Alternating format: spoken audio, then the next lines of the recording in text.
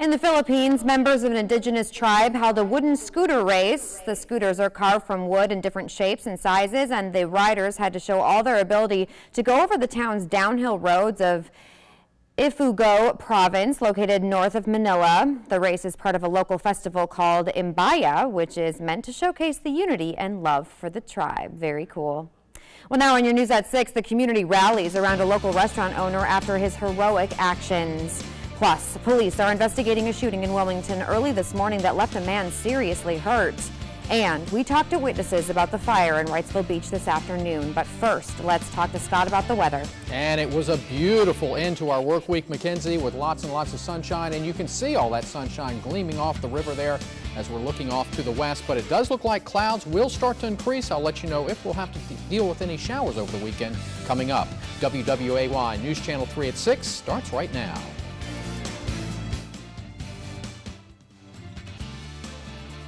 Thanks for joining us tonight for your News at 6. I'm Mackenzie Henderson, and Daniel Siemens will join us live from Southport in just a few minutes. But first, a charred shell is all that remains of a Wrightsville Beach shop. That store is now closed as we inch close to May, the busy season for any beach business. WWAY weekend anchor Hannah Patrick has been on scene all afternoon covering the scene. She joins us live in Wrightsville Beach now. Hannah. Mackenzie, King's Beach Store is right next to Johnny Mercer's fishing pier. The fire is completely contained at this point, but as you can see behind me, there is still some smoke in the area. Crews are currently working on putting out hot spots in the area. The fire chief says fire crews worked in these conditions for several hours today. Meanwhile, I got a chance to speak to the owners of the building this afternoon. They said there was only one employee inside around noon when it happened. She saw just the smoke right away, and she got out and called me right away, and it just happened so quickly.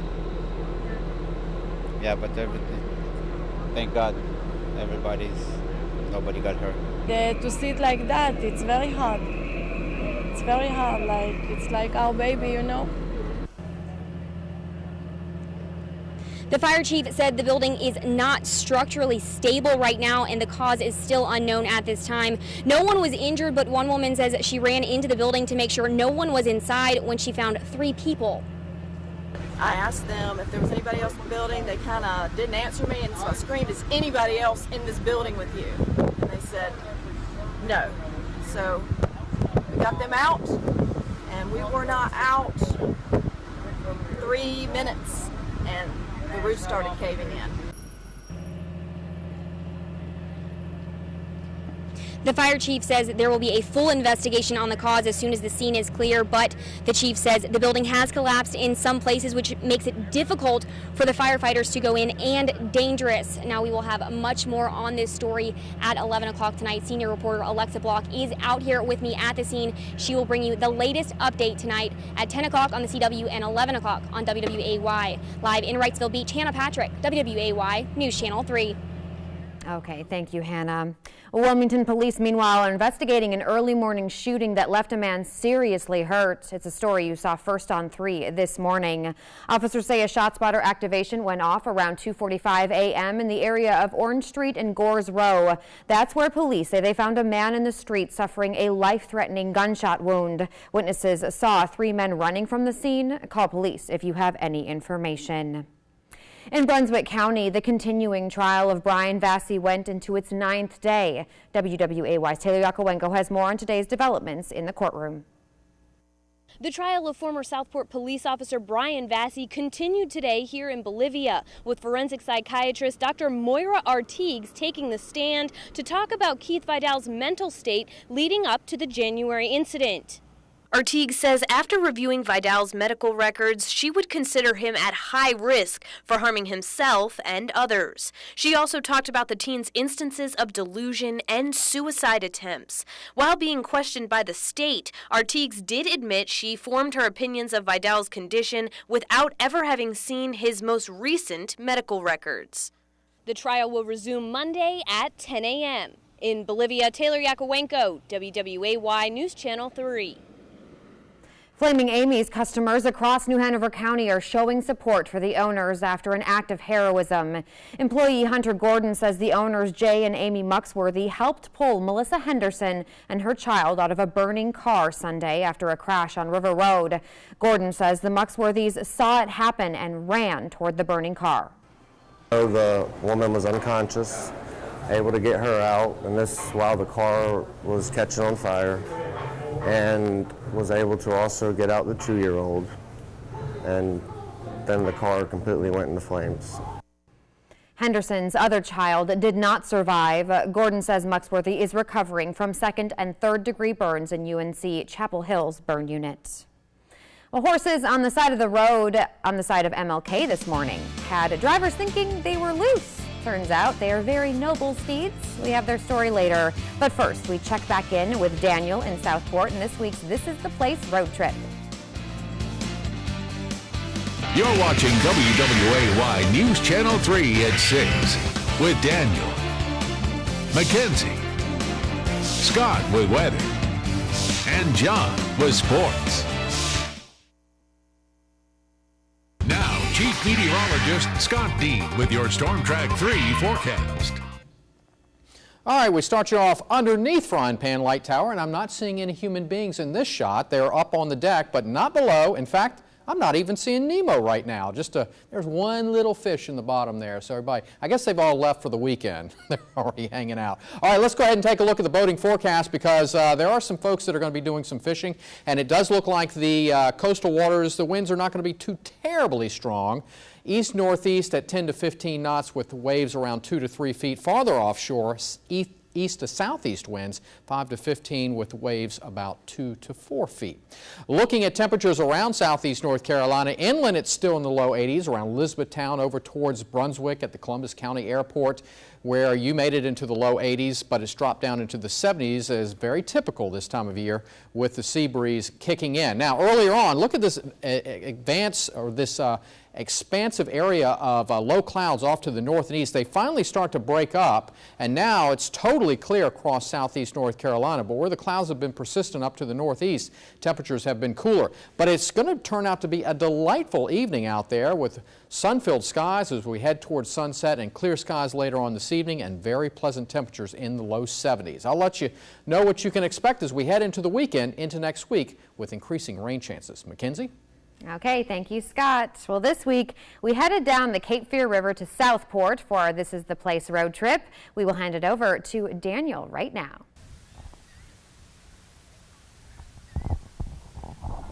Hey, Mac. Hey, everyone. We are in Southport, which is stop number 3 out on our This Is the Place road trip. I'm joined by Vicki and Leanne. Southport, Oak Island representing. Thanks for joining us on the show. Wave to TV land. All right, hey guys, just to give you kind of a rundown, we've got some coming up later in the 6 p.m. newscast. We're going to talk a little bit more about Southport. We're also going to give away this week's weekly prize winner, and you still have time to sign up yourself. Not for this week because we've already picked the winner, but for next week because we're going to be in another spot here. What do y'all think about Southport? Beautiful, happy place? Oh, I love it. Yes, love it's it. Wonderful. See, you know that's why when it's voted. What's up? I was like, yeah, I love it here, especially the cemeteries. Well, that's unique, but you know, hey, there's some buildings that are said to be haunted around here too. Yeah, I did the ghost walk. You did the ghost? Yes, and it was pretty amazing. So I have pictures of it. Yeah. Did it scare you at all? No, I was sort of hoping for some ghosts to spook me, but they didn't. Well, we're going to talk a little bit more about some of the wonderful things about Southport here in just a moment. Mac, though, back to you. Okay, thank you, Daniel. Well, some very noble steeds made their way through Wilmington today. Coming up next, what mission has them making their way across the country? A few horses on the side of MLK Parkway this morning had some drivers thinking the animals were on the loose, but actually they belong to a man who rides horseback across the country to spread the word about childhood hunger. This isn't Doc Mischler's first rodeo on this cross-country mission for the cause either, but this time his 2 horses led him to make a pit stop off of MLK to camp overnight. To the horses, when it's time, when they've gone far enough, it's time to find a place to camp. and I've camped all different types of places. But people I meet across the country want to help. They want to give. They want to feed the hungry children. Mishler says it's possible to feed all the hungry children, but he says first we must be the change we want to see in the world. Now to covering the Carolinas, state troopers have released a report about a South Carolina firefighter who died last month. According to the report, 42-year-old Christopher Ray slipped as he tried to jump onto the fire truck. The truck was backing up at about 5 miles per hour at a fire on March 20th. The report says after slipping, Ray got tangled in the fire hose and the truck backed over him. Ray died at the scene. Troopers say no charges will be filed against the driver of the truck. And Camp Lejeune is celebrating its 75th anniversary birthday. And the Marine Corps base was built in 1941. Marine Corps leaders wanted to build the base in Onslow County for its location near the ocean. During World War II, the Marine Corps needed water for amphibious training. This morning's color ceremony was an opportunity for generations of Marines to take a look back on how Camp Lejeune has come, how far Camp Lejeune has come. The base's actual birthday is Sunday. Now, Chief Meteorologist Scott Dean with your Storm Track 3 forecast. As you can see, a lot of sunshine showing up on our weather cam there as we've had some clouds earlier on, but those clouds have really cleared out as we've gone into the afternoon. And it has been very, very pleasant as well, looking at those temperatures that have made it into the low 80s away from the coast, but on top of our rooftop we made it up to 77 degrees. Notice the wind direction. It's been coming from an easterly direction, and eventually that is going to bring in some moisture into our region as we go into the weekend. Right now, beautiful weather, 74 at the Wilmington Airport, an east to southeast wind at 7 miles an hour. So the winds are coming from this direction here, but later on during the weekend, as far as tomorrow is concerned, we're going to see those east to northeast winds, and that's eventually going to bring in some of that moisture from the Atlantic with some cloud cover. Now inland, temperatures are still in the low 80s, but you can see where it has cooled off with those winds coming off the cooler waters, which are still in the upper 60s, closer to the coast still in the 70s. Now, the bigger setup here is we have a front to our south. We'll see variably cloudy skies tomorrow with those easterly winds, but then as we go into Sunday, this front is going to lift to the north as a warm front, and we'll get back into the warmer air on Sunday. And there could be a few scattered showers about the area on Sunday, mainly inland. I think the coastal areas for the most part will stay dry. Then eventually this front will start to make its way into our area on Monday, and there are signs it will start to slow down and stall off the coast with areas of low pressure moving along it. And that could mean an extended period of unsettled weather and also cooler weather as well. But in the meantime, as we head into the weekend, overnight tonight, mostly clear skies earlier on, but some clouds arriving early in the day on Saturday. And at times it could be fairly overcast, as you can see right there. And then as we go into Saturday night, most if not all the showers will stay to our north and west. And then on Sunday, with the heating of the day, as that front lifts to the north, we'll be in the warmer air. The atmosphere will become a little bit more unstable, and you can see our model does indicate a few widely scattered showers inland, but the coastal areas staying dry. Temperatures out there, we start you off tomorrow morning. It'll be fairly mild in the 60s, and the warmest areas will be farther inland, where I think you'll make it into the low 80s, closer to the coast to stay in the 70s. And then as the front lifts to the north, we have a very mild start to our Sunday, and then, as you can see here, most everyone will get into the low 80s, except right along the beaches where it will stay in the 70s once again. So tonight we'll see temperatures drop into the low 60s, partly cloudy skies late tonight, otherwise clear skies this evening, and there could be some patchy fog out there to start off tomorrow, but we'll see more clouds and sunshine, but again, some areas seeing a little bit of sun, but at times it could be fairly cloudy. Temperatures low 80s inland, upper 70s closer to the beaches. Here's your 7-day forecast as we head through the rest of the weekend. Clouds around on Sunday, only a slight chance for a shower inland. And then notice how rain chances start to go up as that front will be in our vicinity Monday, Tuesday. We'll be ahead of that front on Monday, warmer, and then behind the front as it's off the coast with temperatures in the 70s. Okay, I'm liking it. Not too bad. Not too bad. Thank you, Scott. Well, coming up next, we head back down the river to Southport. The happiest seaside town offers everything from fishing to maritime history, and we, of course, have you covered. Oh, welcome back to Southport. This is the Place road trip. Stop number 3. First stop was Burgaw. Second stop was Elizabethtown, and now we are all about Southport, and it has been a fantastic day out here. Let me run through some of the beautiful things we've been talking about. You know, Southport's history, it dates way back. It's a small community, way back to when it was a small community of river pilots, traders, and fishermen. And speaking of, fishing has remained a huge part of Southport's culture. Whether you're a local or a visitor, seafood is probably something that you're going to find on the menu around these parts. And commercial fisherman Alan Beasley explained to us basically how the fish he catches go from, you know, his boat to your dinner plate.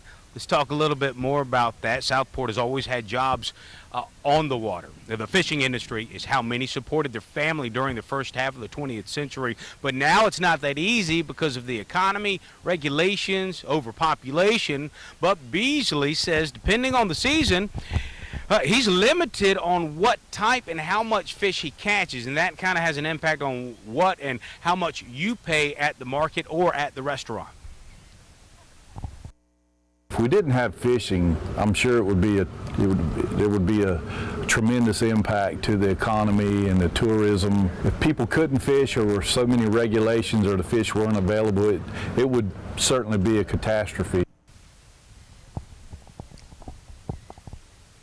You may have well indeed eaten some of Beasley's catch. And he also says, along with several other local fishermen and restaurants, they're all members of the Brunswick Catch, which lets you know when you're buying fish caught straight from local boats. So remember, Brunswick Catch. This place has a whole lot of history. We've been telling you about it. Dating back to the early 1800s, the Brunswick Inn is a beautiful mansion overlooking the Cape Fear River with views of Bald Head Island and the Oak Island Lighthouse. Yes, please. The Brunswick Inn, a registered Southport historic landmark, and allows guests to soak in the history of the walking town. This way, everything's walking distance. So the inn does have a forever guest, though, a ghost. The owners, Jim and Judy Clary, say his name is Tony. He's kind of a prankster. He locks and unlocks the doors. He plays with ladies' jewelry when it's laid out on the bedstand. He moves underwear around, and he walks the rotunda. And you only hear 4 steps in the night. The house was built for Benjamin Smith, who was the 16th governor for North Carolina. The Clarys bought the house in the late 1990s with no intention of opening it as a bed and breakfast, but shortly after they changed their mind, and we're glad they did. Southport is also the home to the North Carolina Maritime Museum. The museum houses a collection of nautical memorabilia showcasing the history of the Lower Cape Fear. The museum first opened 28 years ago and is one of 3 maritime museums in the state. Some exhibits date back to the 1700s and cover topics like Fort Johnston, pirates, and the Civil War. People are very surprised when they come in. They don't expect this in a small community. The museum is a result of the people of the area of the Lower Cape Fear that wanted to show their history, want children to learn about it. The museum is currently expanding, and all the new exhibits should be ready for you to view by July 4th, we're told. And then how about this? Jim McIntosh is from the area. He's been painting for more than 45 years. You may have seen him out and about because we even found him up near the waterfront doing what he does best earlier this week. McIntosh says he enjoys painting all the things that make Southport and this area so beautiful. He says he uses watercolors to depict all the landmarks, restaurants, big events, and the people who are around these parts enjoying it. So it is time to announce this week's winner of our weekly contest. If you want to be part of next week's, all you got to do is go to WWAY-TV3.com/thisistheplace. It's really easy. It's free, and you can win some really cool stuff. Like, check out the weekly contest. We have a grand prize of Fulford, which will be given at the end of our road trips. But this is what you could win weekly. And I've got it. It was texted to me just a couple minutes ago. Your winner for this week on the This Is the Place road trip in Southport is Kelly Hinch from Wilmington. Kelly, thank you so much for entering. And guys, we're going to give another swag bag away next week. So sign up for it. Who knows, you may win. Okay, I'm not done with you yet, but I want to toss it back to Mac just for a second. Mac? Okay, thank you, Daniel, and congratulations, Kelly. We will be right back. All right, as we head into the weekend, temperatures will be a little bit cooler tomorrow as we'll see variable amounts of cloudiness, but rain chances will stay low, and they'll stay low into Sunday as well, but we will warm up into the low 80s. Looks like rain chances will start to creep back upwards as we go into next week. Highs will be in the mid-80s ahead of a front on Monday, and then we cool down Tuesday and Wednesday, and it could be a prolonged period of unsettled weather. That's the news for the night. Have yourself a great evening, and we'll see you back here at 11 o'clock on WWAY. Have a good weekend, everyone.